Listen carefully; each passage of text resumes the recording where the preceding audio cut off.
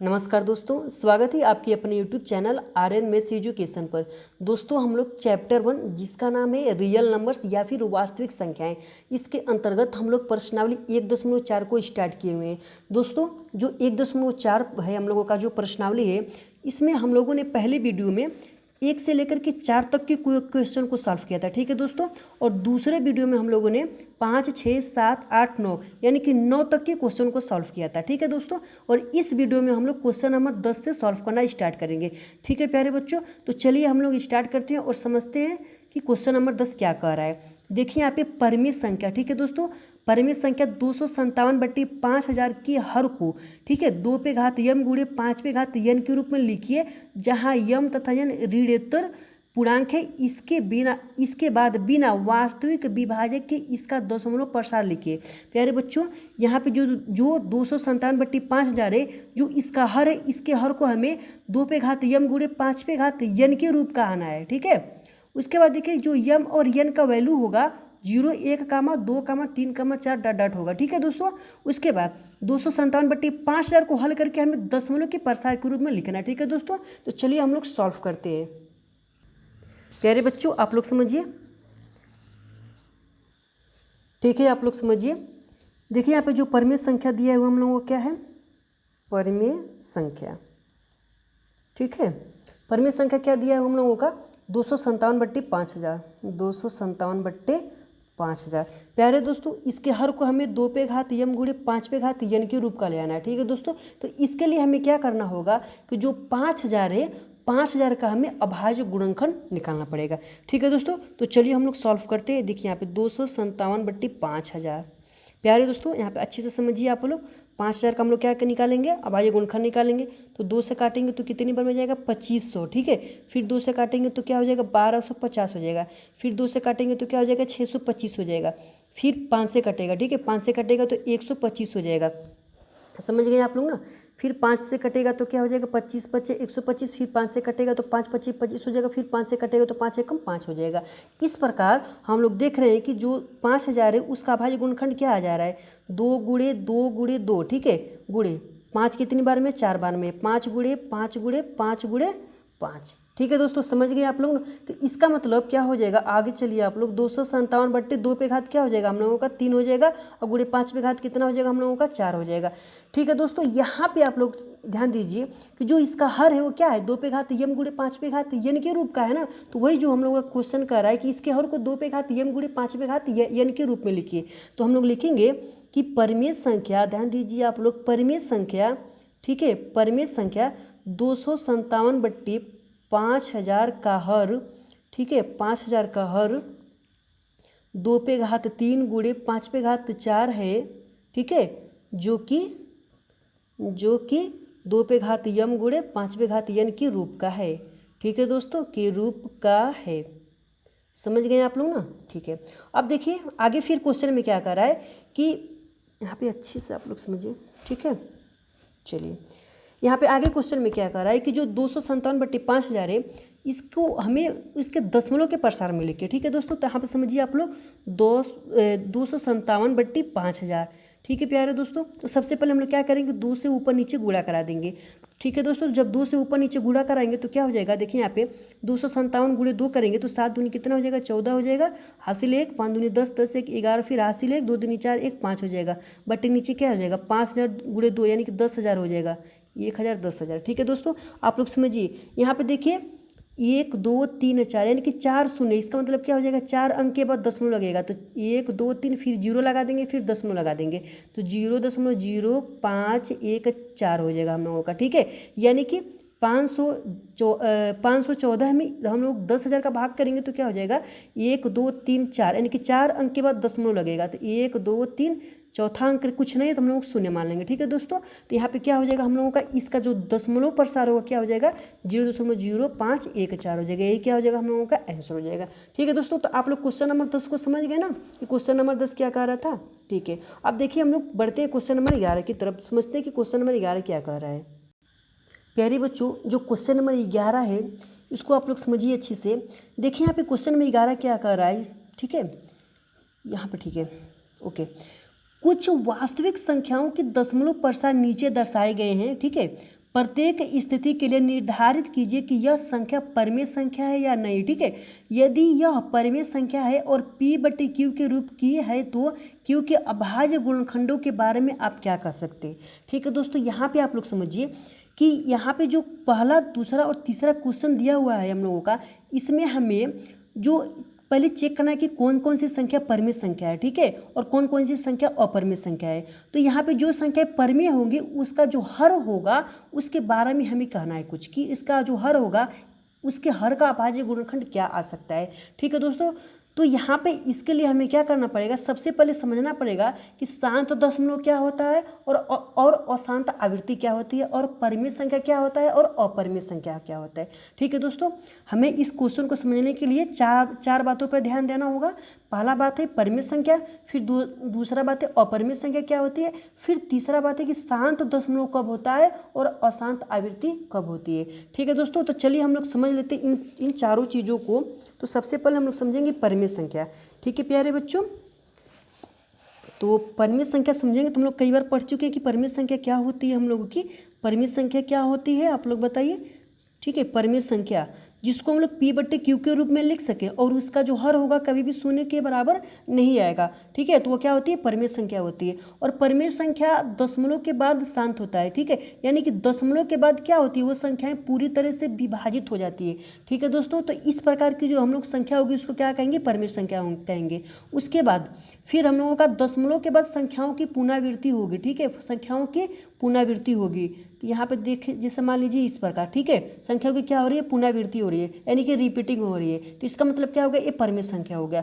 ठीक है दोस्तों, अब हम लोग समझते हैं कि अपरिमेय संख्या क्या होती है, अपरिमेय संख्याएं क्या होती है। ठीक है दोस्तों, जैसे मान लीजिए कि कोई भी संख्या उसको हम लोग P/Q के रूप में मतलब हम उसको नहीं लिख सकते हैं, तो उसको हम लोग क्या करते हैं, अपरिमेय संख्या कहते हैं। जैसे मान लीजिए कि करड़ी में 2 हो गया, करड़ी में 3 हो गया, करड़ी में 5 हो गया, करड़ी में 7 हो गया। ठीक है दोस्तों, तो ये सभी क्या हम लोगों की अपरिमेय संख्या है। देखिए यहाँ पे एक और नियम होता है हम लोगों का, जिससे दशमलव के बाद संख्याओं की ना तो रिपीटिंग होती है और ना ही दशमलव के बाद संख्याएं पूरी तरह से विभाजित होती है। जैसे मान लीजिए कि 1 2 3 5 6 7 8 1 3 4 5 ये बढ़ता जाएगा। ठीक है, इसमें देखिए न तो पुनरावृत्ति हो रही है और न ही दशमलव के बाद संख्याएं पूरी तरह से विभाजित हो पा रही हैं। तो इस प्रकार की संख्याओं को हम लोग क्या कहते हैं, अपरिमेय संख्या कहते हैं। ठीक है दोस्तों, और तीसरा चीज हम लोगों का शांत दशमलव क्या होता है। ठीक है, शांत दशमलव, शांत दशमलव। ठीक है दोस्तों, तो शांत दशमलव क्या होता है, जैसे मान लीजिए कि दशमलव के बाद संख्याएं पूरी तरह से क्या होंगी, विभाजित हो जाएंगी। जैसे मान लीजिए कि 0.5, यानी कि 1/2 में हम लोग भाग करेंगे तो क्या हो जाएगा, हम लोगों का 0.5 हो जाएगा। ठीक है दोस्तों, तो ये हम लोगों का शांत दशमलव। और अशांत आवृत्ति क्या होती है, अशांत आवृत्ति। ठीक है, अशांत आवृत्ति क्या होती है हम लोगों का। ठीक है, अब देखिए एक चीज़ हम लोग और बताना चाहेंगे कि जो शांत दशमलव होता है उसके लिए क्या होता है कि जो परिमेय संख्या होती है P/Q के रूप का होती है, जो उसका हर होता है 2m गुणे 5n के रूप का होता है, यानी कि जो उसका अभाज्य गुणनखंड होगा 2 गुणे 5 के रूप का होगा। ठीक है दोस्तों, और अशांत आवृत्ति क्या होता है, यानी कि एक बार समझिए, अशांत आवृत्ति यानी कि 0.333। ठीक है, यहाँ पे क्या हो रही है, संख्याओं की पुनरावृत्ति हो रही है। जैसे मान लीजिए कि 1 में हम लोग 3 का भाग करेंगे तो क्या हो जाएगा, 0.3333 बढ़ता जाएगा। तो इस प्रकार की संख्याओं को हम लोग क्या कहते हैं कि वो अशांत है। ठीक है, यानी कि अशांत आवृत्ति का है, यानी कि संख्याओं की पुनरावृत्ति हो रही है। और जैसे मान लीजिए कि कोई संख्या परिमेय है जो कि P/Q के रूप का है और उसका हर 2m गुणे 5n के रूप का नहीं है, इसके हर में 2 और 5 के अलावा और भी संख्याएं आ जा रही है, तो इस प्रकार की संख्याओं को हम लोग कहेंगे कि जो उसका दशमलव प्रसार होगा क्या होगा, अशांत आवृत्ति का होगा। ठीक है दोस्तों, आप लोगों ने चार चीज़ों को समझ लिया, परिमेय संख्या क्या होती है, अपरिमेय संख्या क्या होती है, शांत दशमलव क्या होता है और अशांत दशमलव क्या होता है। ठीक है, और एक चीज़ आप लोगों को बताना चाहेंगे कि शांत कब होता है और अशांत कब होता है। तो 2m गुणे 5n के रूप का होगा तो क्या होगा, वो शांत होगा। और 2m गुणे 5n के रूप का होगा तो वो क्या होगा, और ठीक है 2m गुणे 5n के रूप का नहीं होगा तो क्या होगा, अशांत आवृत्ति का होगा। ठीक है दोस्तों, इतना समझ गए आप लोग। चलिए हम लोग बढ़ते हैं क्वेश्चन की तरफ। ठीक है दोस्तों, देखिए यहाँ पे पहला क्वेश्चन क्या है, 43.123456789, यानी कि दशमलव के बाद संख्या क्या हो रही है, पूरी तरह से विभाजित हो जा रही है। तो इसका मतलब क्या होगा, जो ये संख्या होगी क्या होगी, हम लोगों की परिमेय संख्या होगी।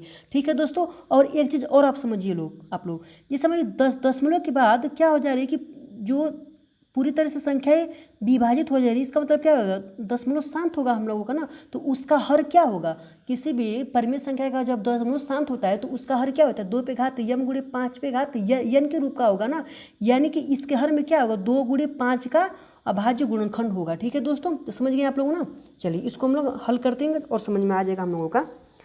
क्वेश्चन है हम लोगों का, पहला क्वेश्चन है 43.1234567, ठीक है, 6789, ठीक है। चलिए यहाँ पे दशमलव के बाद क्या हो जा रहा है, पूरी तरह से विभाजित हो जा रहा है। ठीक है, यहाँ पे देखिए दशमलव के बाद संख्या क्या होती है, 9 तक जा करके कट जा रही है, यानी कि शेषफल 0 हो जा रहा है। तो इसका मतलब क्या होगा, ये परिमेय संख्या होगा, परिमेय संख्या, परिमेय संख्या। ठीक है दोस्तों।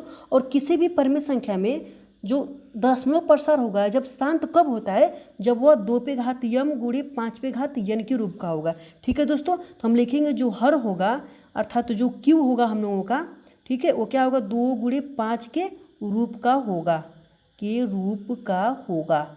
आप लोग समझ गए ना। तो ये हम लोगों का क्वेश्चन नंबर 11 का पहला। ठीक है, अब चलिए यहाँ पे क्वेश्चन नंबर 11 का जो दूसरा है, ठीक है, जो क्वेश्चन नंबर 11 का जो दूसरा क्वेश्चन है उसको हम लोग समझ लेते हैं।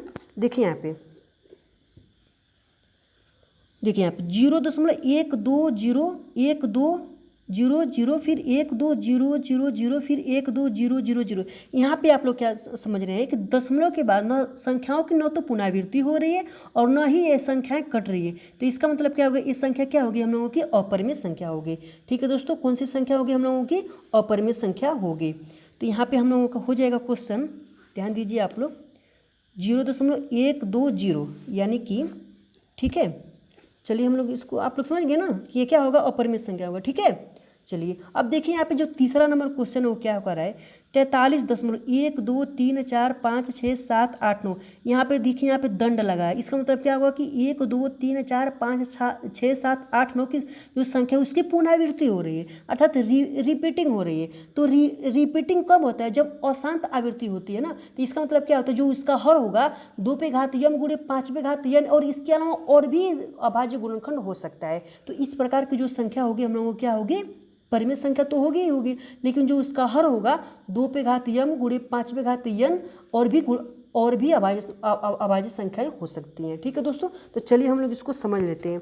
जैसे मान लीजिए दूसरा क्वेश्चन तो हम लोगों का अपरिमेय संख्या होगा, अपरिमेय संख्या, क्योंकि यहाँ पे दशमलव के बाद न तो पूरी तरह से विभाजित हो रही है और नई संख्याओं की रिपीटिंग हो रही है। तो इसका मतलब क्या हो जाएगी, संख्या अपरिमेय संख्या हो जाएगी। ठीक है दोस्तों, और तीसरा नंबर समझ लिया आप लोग, 43.1234567, ठीक है, 567889, और यहाँ पे दंड लगा है। इसका मतलब क्या होगा कि जो संख्याओं की क्या हो रही है, पुनरावृत्ति हो रही है। जब संख्याओं की पुनरावृत्ति होगी तो वो संख्या क्या होगी, हम लोगों की परिमेय संख्या हो जाएगी। ठीक है दोस्तों, परिमेय संख्या हो जाएगी।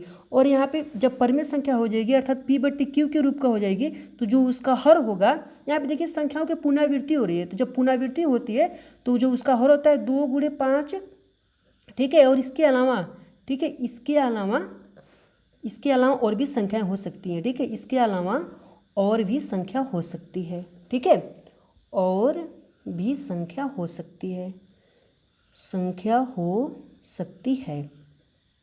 ठीक है दोस्तों, समझ गए आप लोग ना। तो ये था हम लोगों का 11 नंबर का क्वेश्चन। ठीक है, और इस प्रकार हम लोगों ने प्रश्नावली 1.4 को कंप्लीट सॉल्व किया।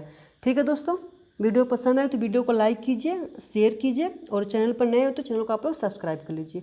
ठीक है दोस्तों, मिलते हैं हम लोग नेक्स्ट वीडियो में। ठीक है, धन्यवाद दोस्तों।